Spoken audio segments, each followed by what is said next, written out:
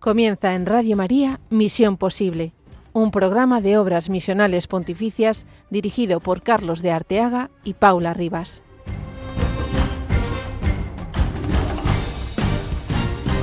Que cientos de sacerdotes españoles estén dando su vida en las diócesis de Hispanoamérica es una misión imposible. Que partas a Perú tras 25 años de sacerdocio en España es una misión imposible. Permanecer en la misión en Ucrania pese a los bombardeos es una misión imposible. Pero gracias a Dios, a la Iglesia y a tu ayuda, los misioneros han hecho que esto se convierta en misión posible. Somos Carlos de Arteaga y Paula Rivas. Comenzamos.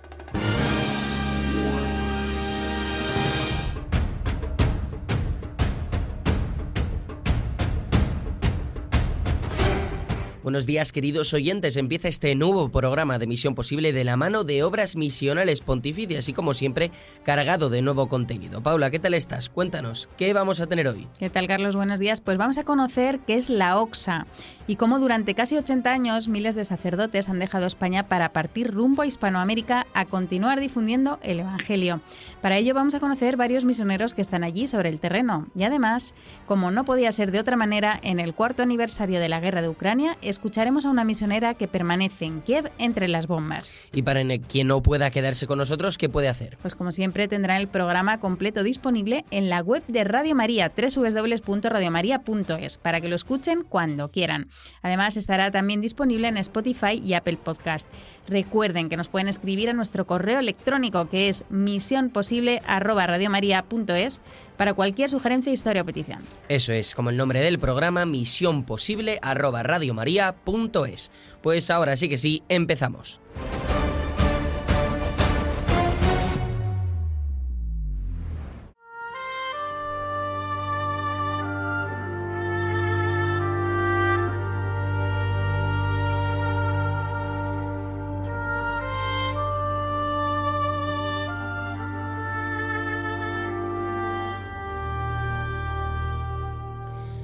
Hace casi 80 años, la Iglesia en Hispanoamérica lanzó una petición de ayuda a su hermana en España.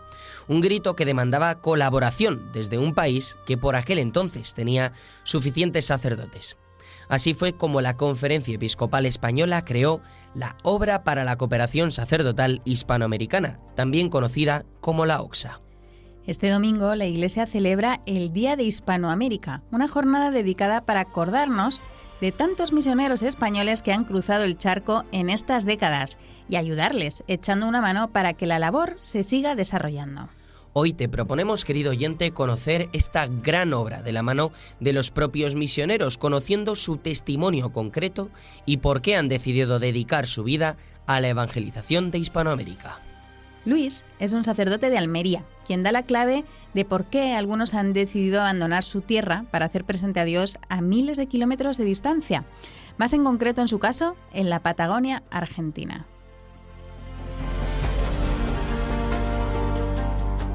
El tema misionero no es una cuestión que surge de la noche a la mañana. El tema misionero es algo que uno lo lleva también en el corazón. A mí algo que siempre me impresionó es lo siguiente, y se lo digo permanentemente a la gente. Desde cuando uno siente la presencia de Cristo vivo, resucitado en el corazón, cuando el tener a Jesús dentro de vos te quema, como que uno siente la necesidad de darlo a conocer, de compartirlo, de llevarlo a donde sea. Y yo siempre desde pequeño tuve esa especie de vocación misionera.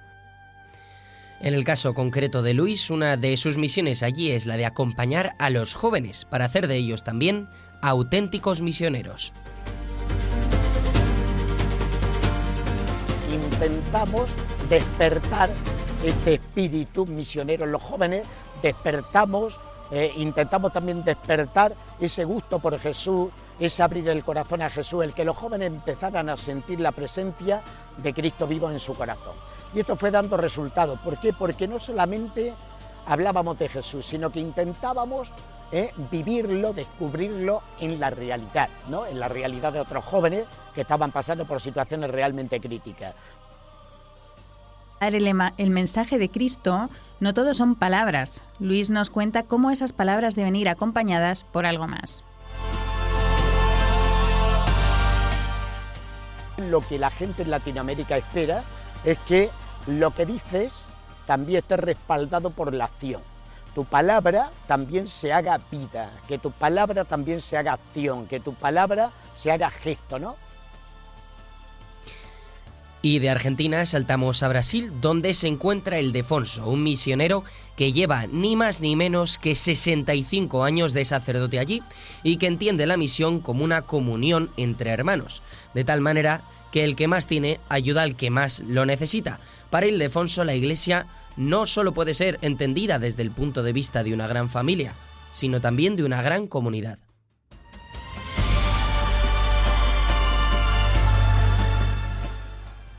Si es que la Iglesia es comunidad, si no es comunidad no es nada. La Iglesia es comunidad, la Iglesia es familia, y si no aprendemos a vivir en familia y ayudarnos unos a los otros, entonces la Iglesia está vacía de sentido. En este viaje en el que estamos conociendo a los sacerdotes de la OCSA en Hispanoamérica, nos vamos ahora a Perú. Allí, las necesidades son gigantes y lo ha vivido de primera mano el padre Jaume, un sacerdote de la diócesis de Orihuela-Alicante, que cuenta cómo el acceso a los sacramentos es una complicación que, por suerte para nosotros, no vivimos aquí en España como ellos lo viven. En ese sentido, yo he tenido experiencias que me han conmovido, porque he ido a comunidades tanto de la sierra de Chimbote como de la selva amazónica aquí en Perú, donde hacía 15, 20 años donde no llegaba un sacerdote.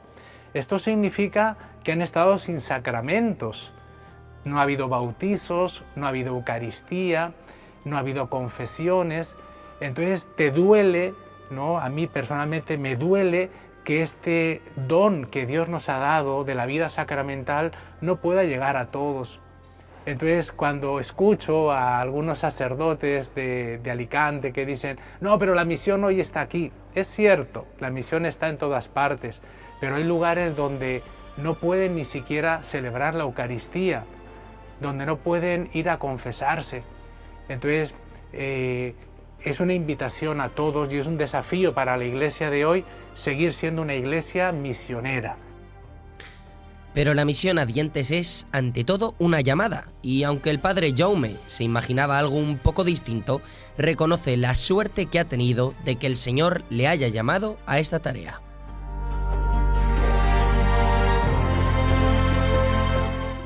Me descolocó inicialmente porque yo esperaba ir a África a abrir esta misión de diálogo con el Islam.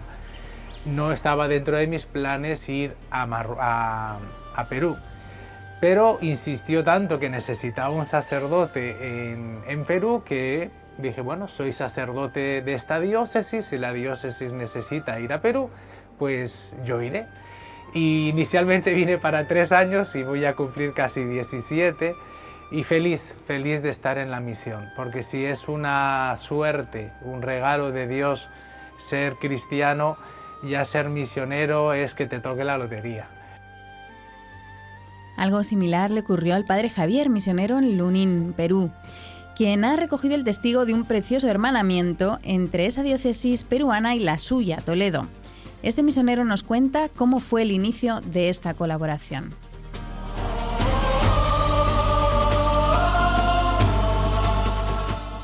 Oye, mándame unos sacerdotes, ¿no? Y la respuesta famosa de aquel cardenal de Toledo, don Marcelo, dice, no te mando unos sacerdotes, la diócesis entera va a Lurín, va a ayudarte, ¿no? Entonces, desde aquel momento surge esa hermandad y ininterrumpidamente ha habido presencia de sacerdotes de Toledo en la diócesis de Lurín, hasta el momento actual, donde somos 5 sacerdotes toledanos, llevando tanto la casa de retiros de la diócesis como 2 parroquias de una media de 60.000 habitantes.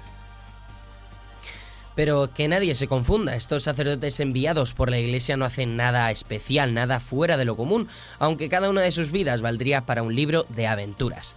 El padre Antonio, de la diócesis de Murcia, está en Honduras y asegura que al fin y al cabo la Iglesia en España y en Hispanoamérica y en todo el mundo es la misma.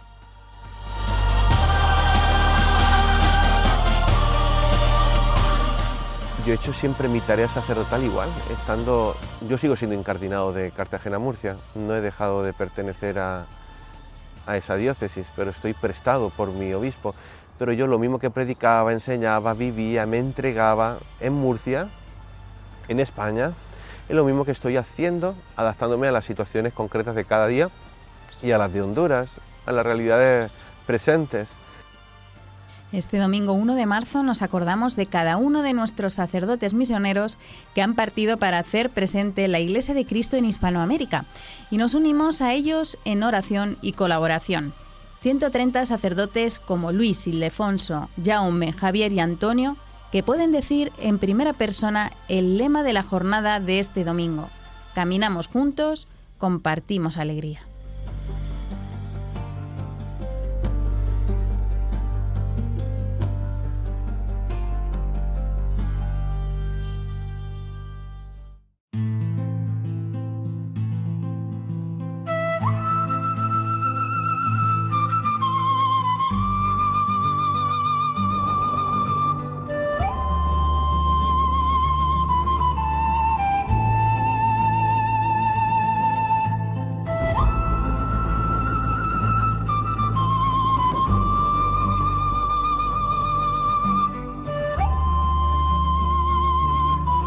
Seguimos en Radio María, en el programa Misión Posible con Obras Misionales Pontificias. Hemos conocido un poco mejor qué es esto de la Obra para la Cooperación Sacerdotal Hispanoamericana, la OCSA, y ahora que ya hemos escuchado algún testimonio, queremos profundizar aún más en un misionero en concreto que tras 25 años de servicio en su diócesis de Almería, se cargó el macuto a las espaldas y partió a Perú.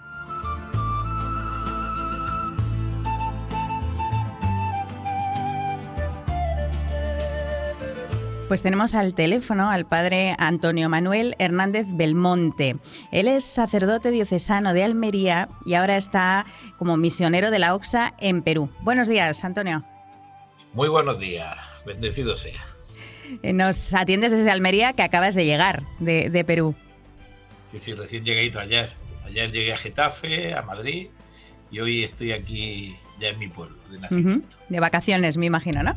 Sí, un poquito de descanso. Antes de que empiece el curso escolar, ya que ahora estamos allí en el verano, pues, y no pillar el calor de aquí también, porque Almería es como Paita, muy caluroso, pues antes de empezar todo el curso, pues descansar un poquito para coger fuerza.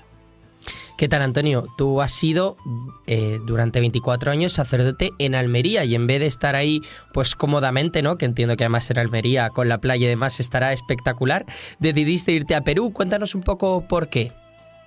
Bueno, yo siempre he tenido vocación misionera. Yo creo que todos los que hemos pasado por colegios religiosos y después cercanos a las parroquias, nuestra forma de ser aventureros era la misión, ¿no? Entonces yo he sido de una familia muy cercana a la iglesia, muy practicante, comprometida como catequista.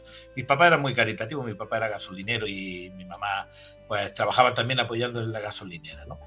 Y la verdad es que siempre ha sido algo en mí, ¿no? Entré en el seminario en el 90, en el seminario menor, y hasta salió en esa época Redentoris Missio de Juan Pablo II, ¿no?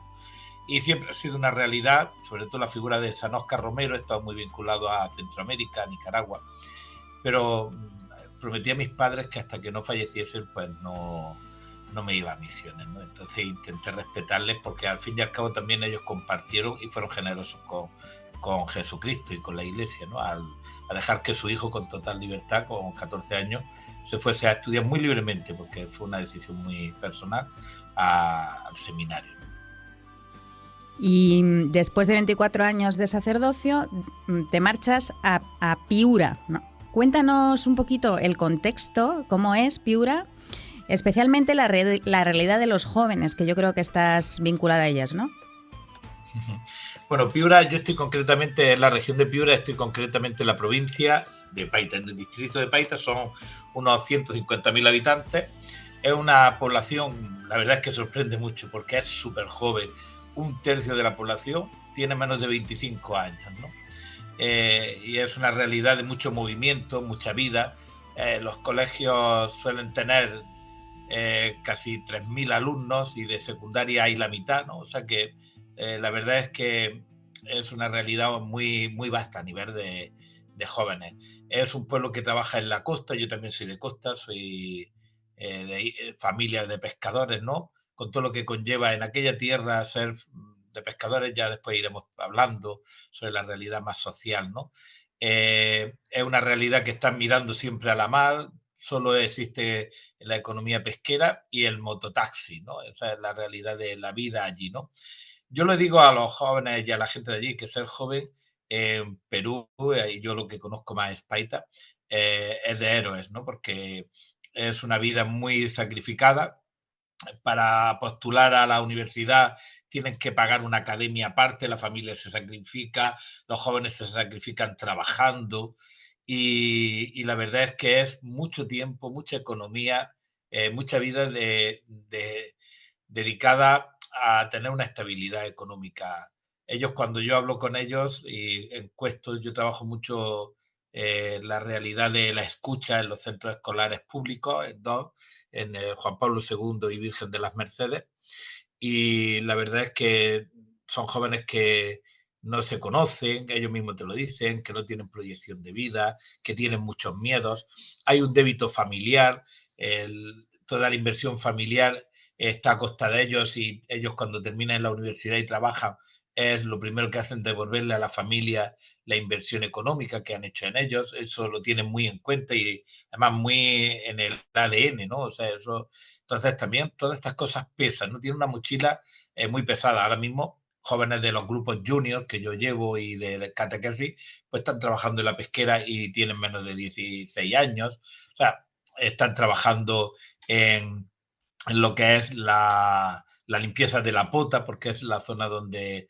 se pesca la pota que nosotros nos comemos en nuestros tapeos, ¿no? Entonces, la verdad es que es una realidad a nivel juvenil muy difícil, dentro de que hay también una realidad de la familia disfuncional y esto hace que también haya un crecimiento con mucha añoranza porque normalmente muchos padres abandonan a la familia. Existe el abuso, el acoso, el maltrato, la discriminación de hombre-mujer. En la casa hay mucho machismo, ¿no? O sea, ahí la verdad es que ser joven en algunos lugares es un acto heroico. Acabas de comentar, ¿no?, que allí practicas la escucha, que me ha parecido muy, muy bonito. No sé si nos puedes traer algún testimonio concreto de algún joven que tú hayas escuchado, porque como parece que el demonio allí tiene muchas herramientas, ¿no?, mucho con lo que hacer daño a los jóvenes. No sé si tienes algún testimonio concreto que nos pudieses compartir. Bueno, testimonio muchísimo, porque la verdad, una de las cosas que con mi compañero Domingo, yo estoy con otro sacerdote más español de Palencia, con una diferencia de edad. Yo tengo camino de 50 dentro de un mesecito y él tiene 71 y después él es palentino y un hombre que le dedica mucho tiempo a la escucha y los dos, en especial yo, sobre todo a los jóvenes, pues hacemos esta acción de escucha, ¿no?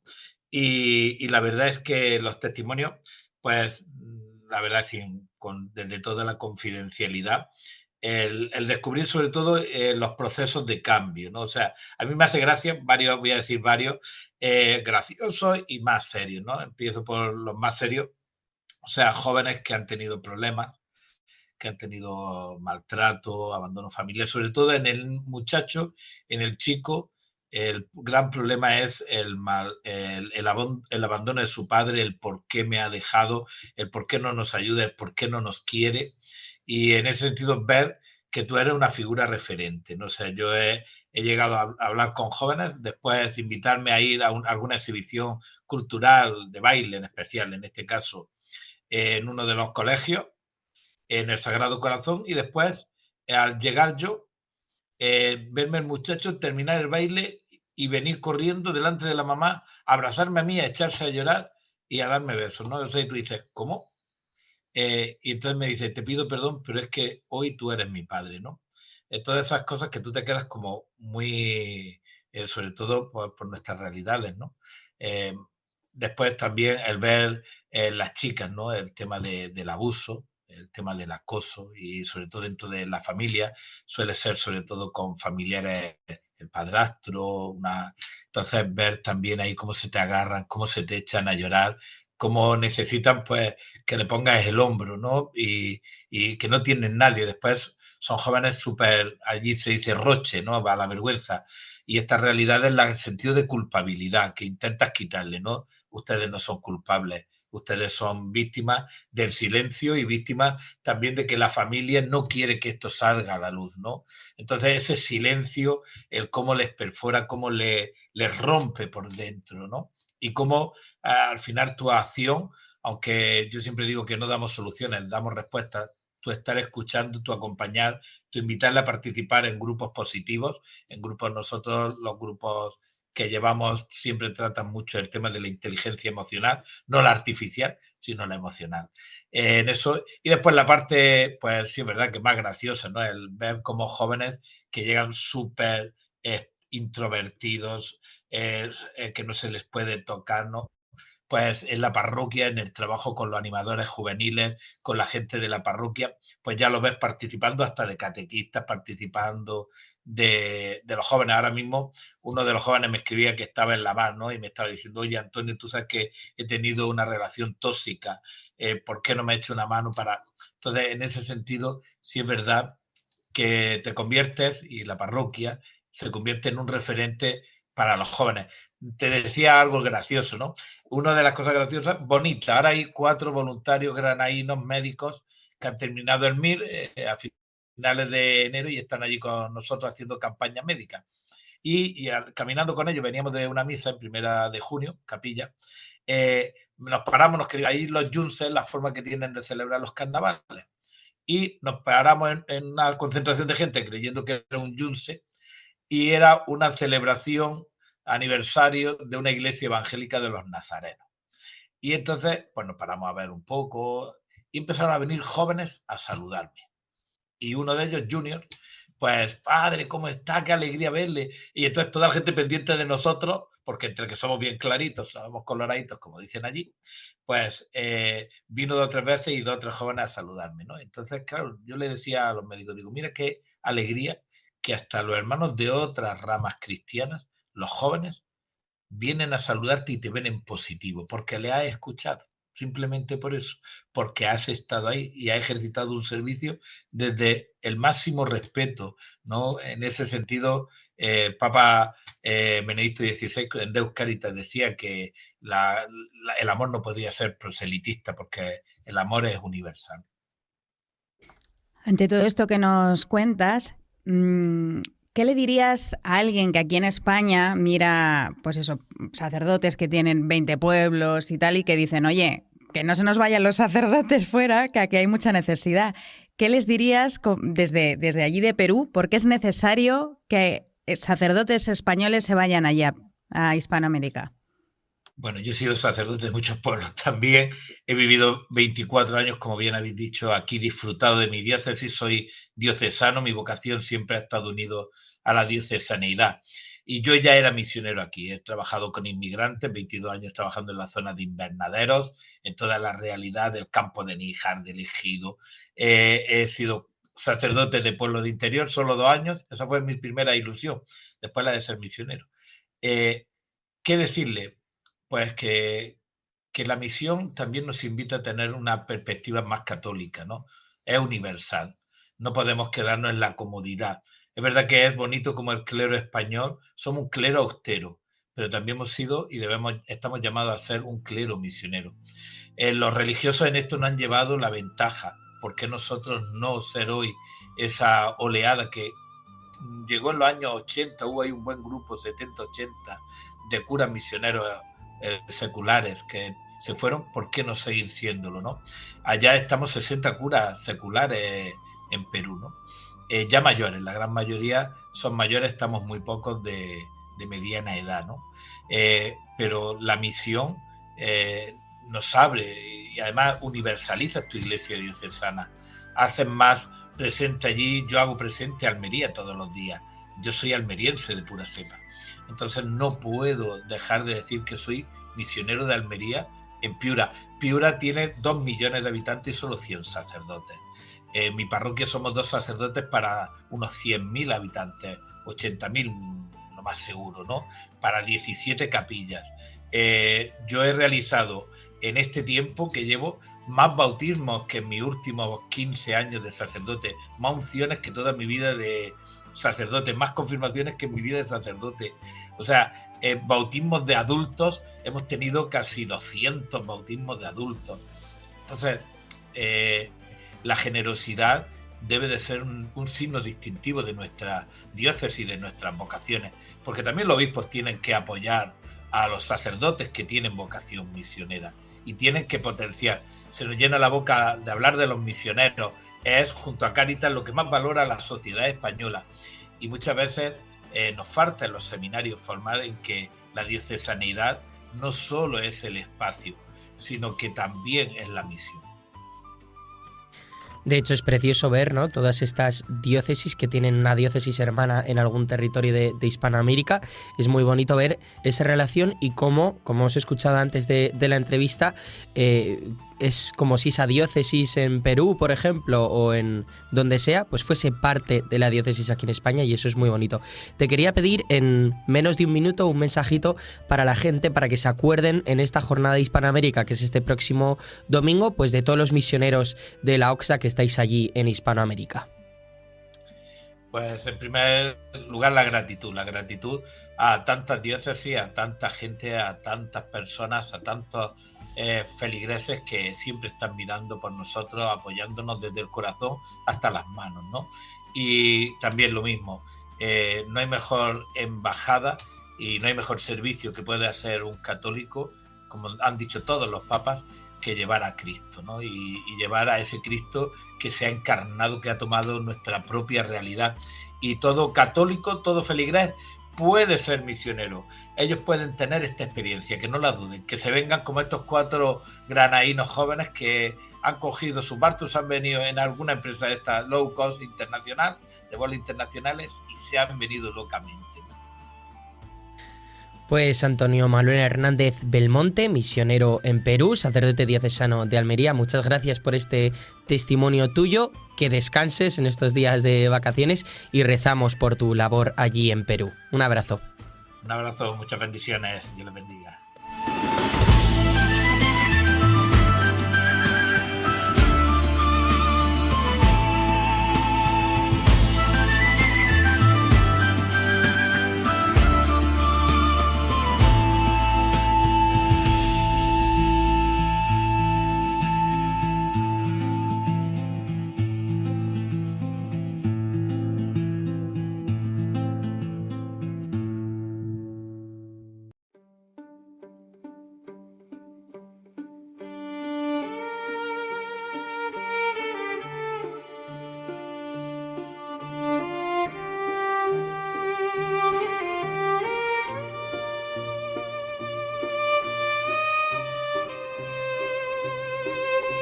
Pues continuamos con este programa de Misión Posible y en este caso para traer una entrevista algo dura pero muy especial. Eso es, hace ya 4 años que Rusia atacó Kiev y el pasado lunes, un día antes del aniversario de este ataque que conmocionó al mundo, pudimos hablar con una misionera española que ha vivido y vive este conflicto de primera mano. Compartimos con vosotros su testimonio.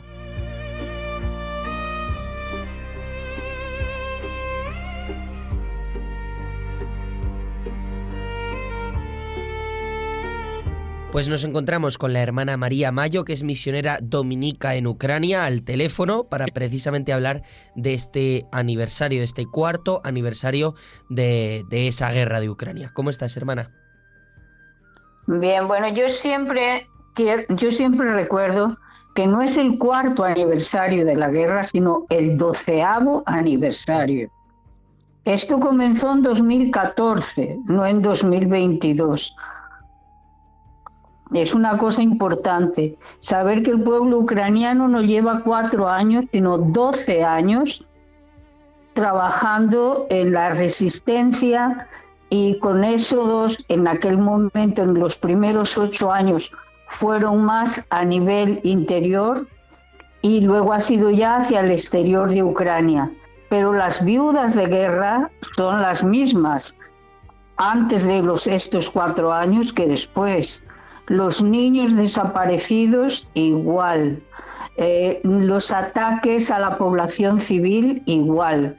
La diferencia que se quiere ocultar es que esos dos, los Lugansk y Donetsk, quisieron una independencia popular, una independencia y separarse de Ucrania como repúblicas populares. Rusia las ha ido asumiendo a lo largo de estos años y ahora parece que son parte de Rusia y no de Ucrania, pero no es real. Y entonces son como muchas cosas que cambian la situación, que cambian la visión del país. Crimea tenía un estatuto especial, pero es lo mismo, ha sido otra invasión. El puente sobre el estrecho de Kerch se ha construido uniendo dos propiedades, si pudiéramos decir así, que no pertenecen al mismo país. Entonces se ha arrebatado la independencia o el estatuto especial que tenía Crimea, se ha arrebatado la libertad de Donetsk y Lugansk, que querían ser repúblicas populares, y todo esto se ha convertido como si fuera otra cosa diferente. Y todo esto pertenece a la misma guerra. Claro, nosotros digamos que el salto más internacional de este conflicto fue hace 4 años, por eso pues hablamos del 4º aniversario, pero tiene usted toda la razón de que esto trae tela, ¿no? de hace muchos años. Yo me acuerdo cuando Rusia atacó Kiev, que fue hace 4 años, ustedes tuvieron que salir rapidísimo, fueron repatriadas a España y yo me acuerdo poder hablar con ustedes al día siguiente de llegar a España. Cuenta un poquito a los oyentes de una forma breve qué pasó, por qué les mandaron para España. Pues se supo de la invasión a gran escala, como se suele decir ahora. Empezaba por el oeste, por la zona oeste de Kiev.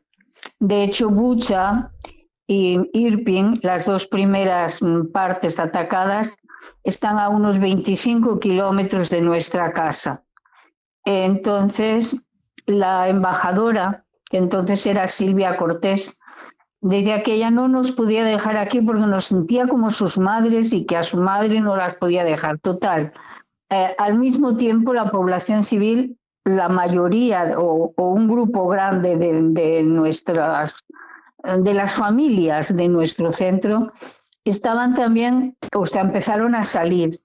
Y en esta salida fuimos teniendo en la mitad del camino noticias de ellos que estaban dirigiéndose a la frontera. Allí la secretaria de nuestro centro, Luba, fue coordinando un poco esa salida y contactando con nosotros a ver cómo se podía hacer. Entonces, a través de 2 ONGs con las que estábamos trabajando en aquel momento, y con nuestra congregación se organizó una primera llegada. Parte de una organización recibió a los niños directamente mandando autobuses a la frontera, a los niños y a las madres.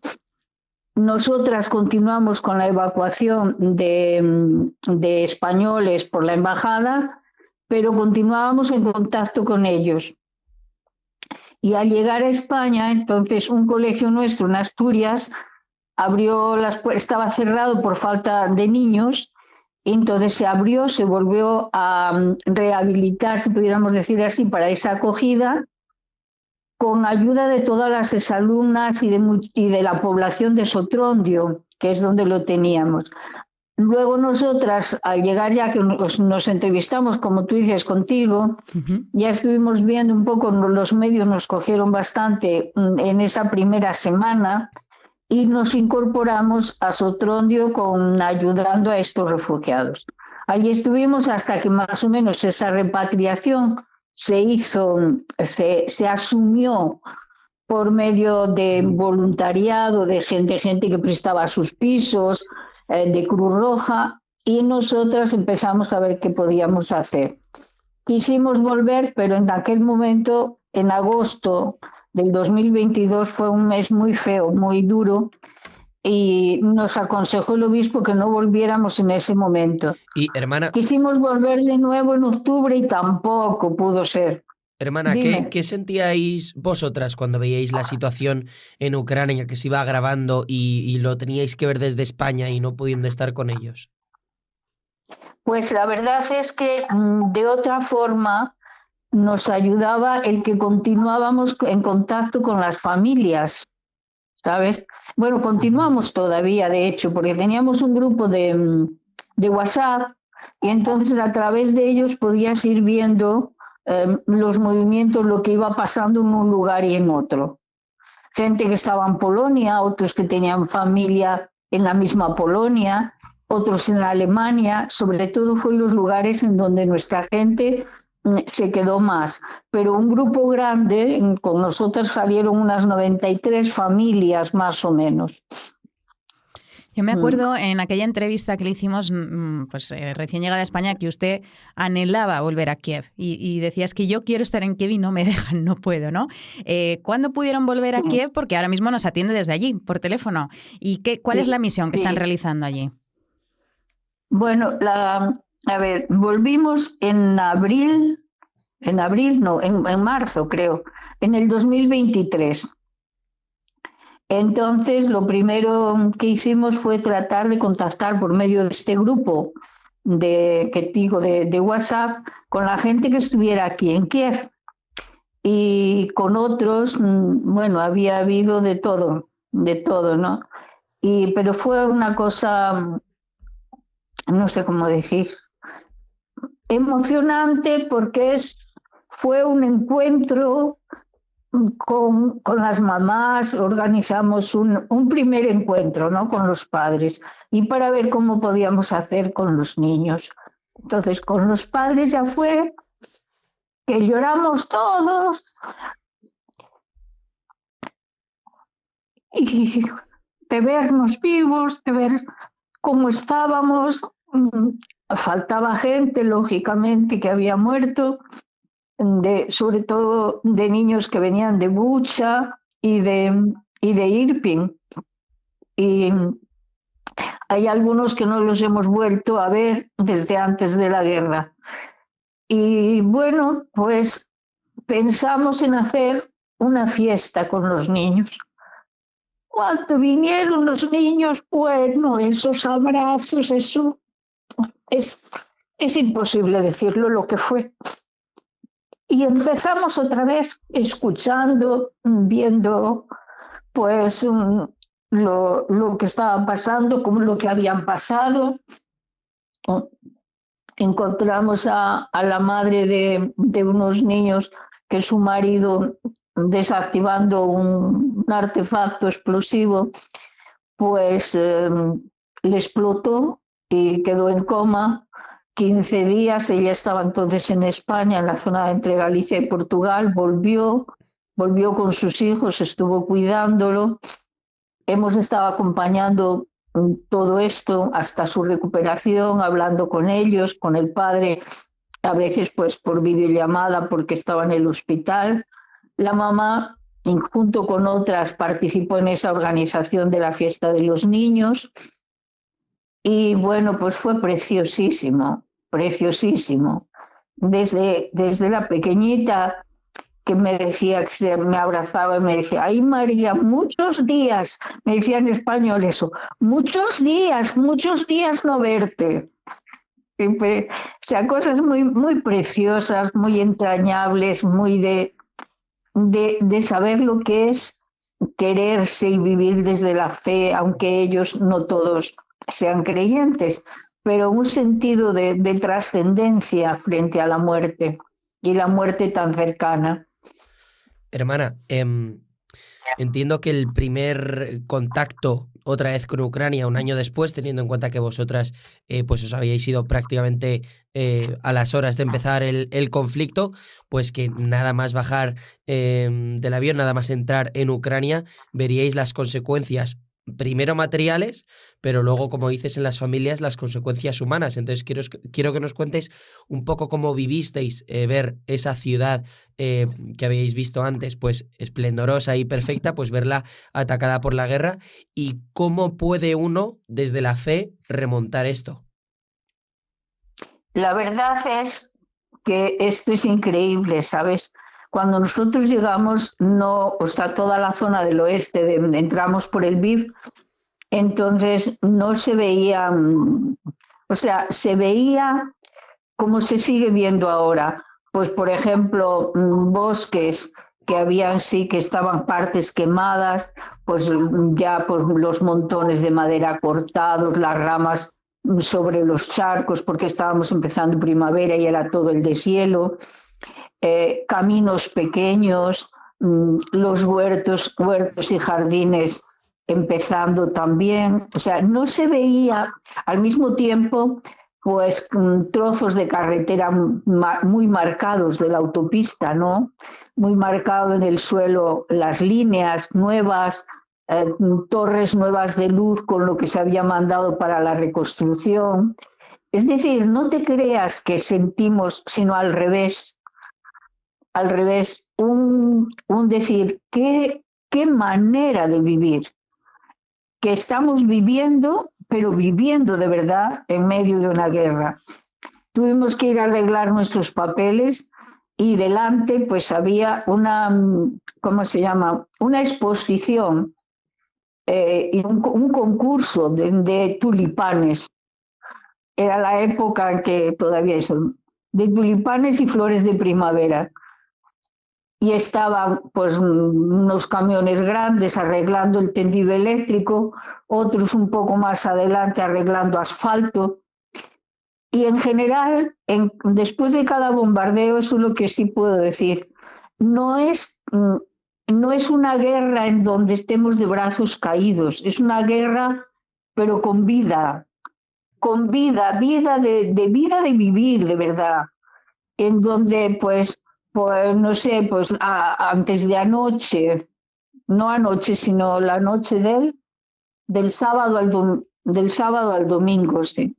Del sábado al domingo que ha habido bombardeos, pues nada, en la estación de metro, entre la estación del metro siguiente a la nuestra y nuestra casa. Y bueno, pues han saltado la onda expansiva, hirió a una niña y a un señor. Y las ventanas de 2 edificios. Pues ya están taponadas todas las ventanas estas con ¿cómo se dice? Con esta madera, como si fuera una madera de corcho protegiendo, y ya no hay ningún cristal en el suelo. Comentas que sigue habiendo bombardeos. Yo quería saber cuál es la situación actual, tanto del día a día vuestro. No sé si tenéis que ir a refugios, no sé si tenéis calefacción, en esas cosas más cotidianas, y también de vuestra misión. Son como 2 preguntas en una, ¿no? Pues mira, en lo que es la situación es de bombardeos constantes. Nosotros tenemos en nuestra casa, que pues era una casa de pueblo que se ha ido acomodando, y lo que era la parcela de campo pues se ha continuado con lo que sería pues clases, la guardería, o sea, todo lo que es como de acogida de los niños después de la escuela, un centro de día, diríamos en España. Entonces, ahí nosotros, en donde teníamos para guardar el pelé y los sacos para el invierno, hemos hecho el refugio, porque es un subsuelo. Cuando hay alerta, si los niños están en la casa, no vienen hasta que se termina la alerta. Si los niños están aquí, no se van hasta que termina la alerta. Los metros ahora superficiales no funcionan, los que tienen que salir un poco a la superficie. Los autobuses funcionan, todos esos están separados por los reemplazados por los autobuses. El metro más profundo, los metros más profundos, como han atacado a la red eléctrica tantísimo, pues tenemos aplicaciones en el móvil, en todos los móviles, que nos alertan de cuando viene un misil, o sea, la trayectoria de los misiles y de los drones y de bombas, más o menos unos 3 minutos antes de que lleguen, más o menos. Y si cambia la dirección, pues también nos lo dicen en la aplicación del móvil. Luego tenemos también otra aplicación que es para las horas de luz, porque sin luz ninguna, nosotras en este lado del río no hemos estado. Hemos estado pues a lo mejor que tienes 4 horas de luz y que te las dicen, otras veces tienes más, según cómo se haya arreglado una zona u otra. Pero luego nosotros tenemos placas solares y tenemos acumuladores para las baterías. Entonces, lo que nosotros no gastamos revierte a la ciudad y luego eso no nos lo cobran de luz. Y bueno, pues otras veces también aprovechas todo, cosa que antes a lo mejor pues tienes que tener en cuenta esa aplicación para si puedes planchar, si puedes preparar la comida en el horno o no. Ese tipo, hay que desenchufar a veces el agua caliente porque si no, no puede funcionar la calefacción. Entonces tienes que estar pendiente en el día a día de muchas de estas cosas, ¿no? Hermana María, le quería pedir un mensaje para los oyentes. ¿Qué le piden ustedes a la gente de Radio María de aquí de España que nos pueda estar escuchando? ¿Qué les pediría? Pues la verdad, creo en la comunión de los santos y creo en la oración de unos por otros. Eso es lo más importante para sostener pues la alegría de cada día.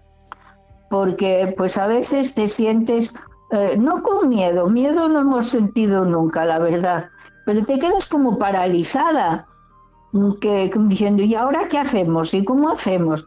Y eso en lo que es, por ejemplo, lo que nos decíais del cambio de antes a ahora. Pues antes teníamos unos niños 140 tal, que venían durante todo el año y que venían 2, 3 veces por semana, 4. Ahora tenemos 2 veces por semana. Y los niños pues son 40, pero a veces te vienen 20, otras veces te vienen 10, te viene un grupo 2 meses, luego el otro grupo no. Entonces, ¿qué pediríamos? Pues para todo esto, que con la oración nos ayuden a saber improvisar, a saber estar disponibles, a mantener porque los niños tienen una alegría de por sí que transmiten, ¿no?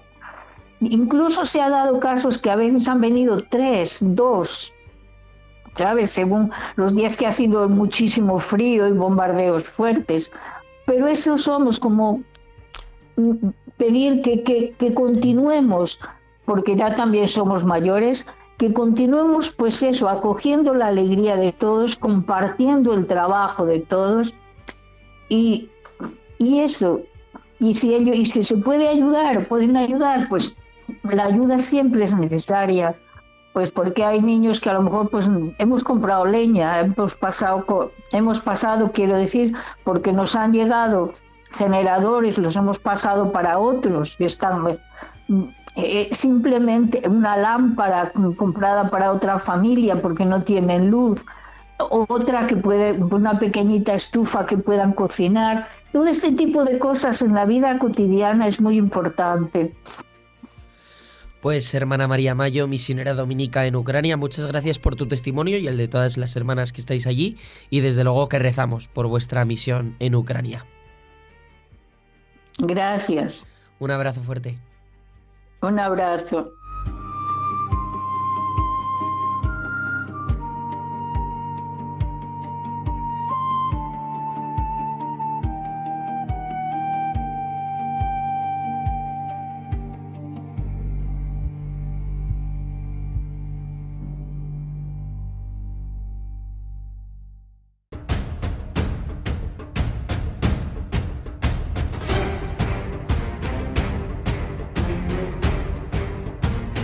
Este programa de Misión Posible de hoy está a punto de terminar, pero antes de marcharnos, querido oyente, José María Calderón, el director nacional de Obras Misionales Pontificias, tiene un mensaje para ti.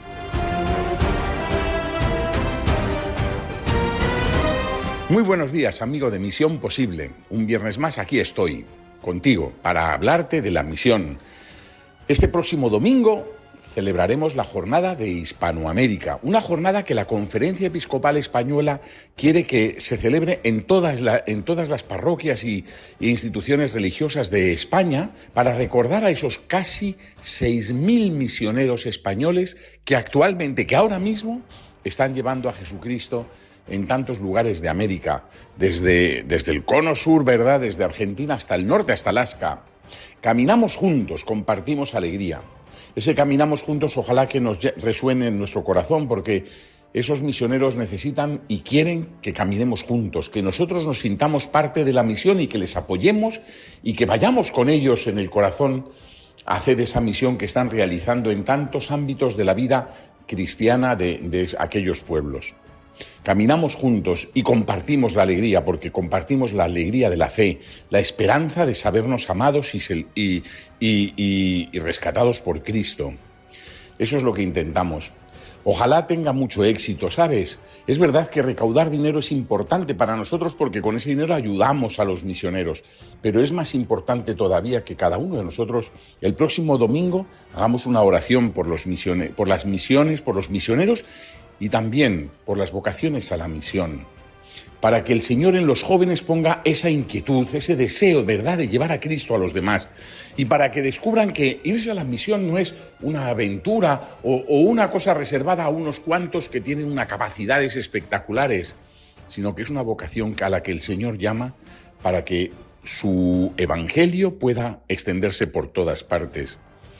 Ya sabes, este domingo, Jornada de Hispanoamérica, una jornada preciosa para recordar que todos somos misioneros y que Hispanoamérica está llena de hombres y mujeres españoles, sacerdotes, obispos, religiosas, religiosos, laicos, que han ido allí para hacer posible que Cristo sea conocido y amado. Bueno, pues nada, hasta el próximo viernes. Un abrazo.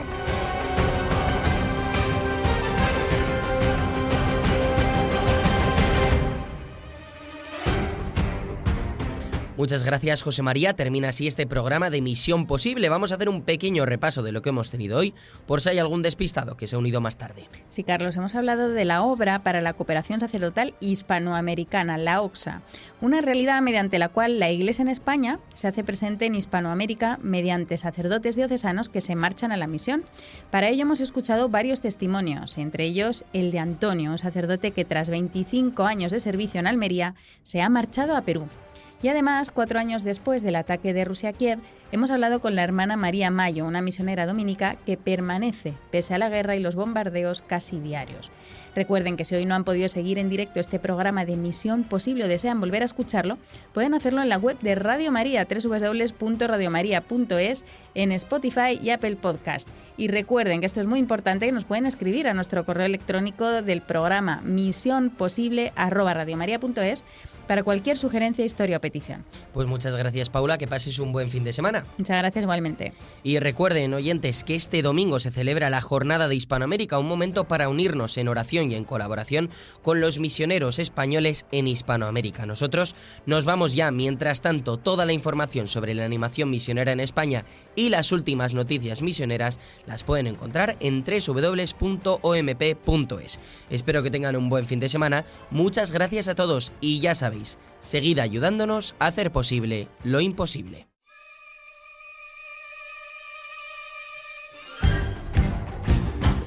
Así finaliza en Radio María Misión Posible, un programa de obras misionales pontificias dirigido por Carlos de Arteaga y Paula Rivas.